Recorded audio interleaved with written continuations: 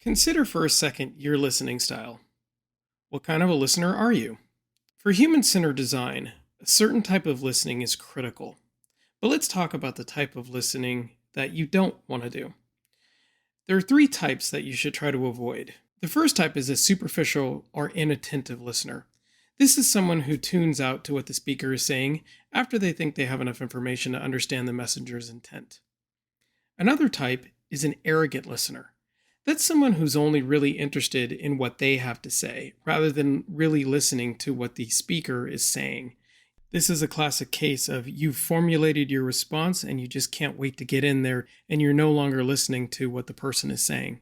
And an aggressive listener is somebody who frequently interrupts others to state their opinion, someone who cuts others off before they're done speaking. Sometimes aggressive listeners will ask questions and then interrupt the person when they're answering. In human-centered design, it's critical to consider active listening skills. An active listener is someone who puts their full attention towards the speaker. Instead of passively sitting back and listening to the story, an active listener is focused on getting the most out of the content and the intention of the message being transmitted.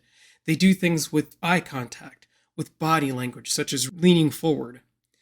And they also do a great technique, which is repeating the speaker's words back to them to show that they're listening. And that also opens up opportunities for clarification and getting into deeper conversation. Everything an active listener is doing is focused on telling the speaker, "Tell me more." In human-centered design interviews, I challenge you to go one level deeper, and that's actually to become an empathetic listener.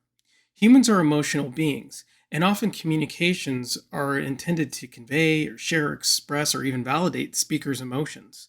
An empathetic listener does all of the actions of an active listener, plus adds a deep desire to understand the speaker's emotions.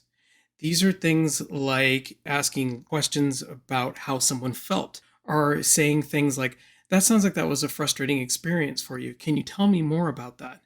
In going deeper and understanding the emotions, you actually start to understand some of the deep-seated and sometimes even unconscious motivations to someone's behavior.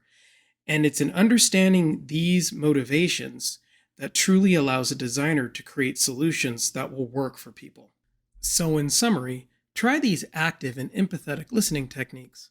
Show that you're paying attention by leaning forward and making great eye contact. Listen to the content and watch for emotional cues, tone of voice, body language, posture. Ask clarifying questions and deeper questions about the emotion to keep the speaker going. Give the speaker your own nonverbal cues, such as nodding and leaning forward to let them know that you're hearing them and you want more without interrupting them. And remember, during pauses in the conversation, stop and summarize what you've heard in your own words. This validates to the speaker that they are being heard, but it also opens up opportunities for them to clarify points and to dive deeper into areas that end up becoming wonderful gems of knowledge. Keep practicing these skills, and you'll soon find that in your work and even in your personal relationships, that your conversations will be deeper, more meaningful, and you'll get more out of them than you did if you were just half listening. Empathetic listening isn't just a critical skill for human-centered design. It's a critical skill for life.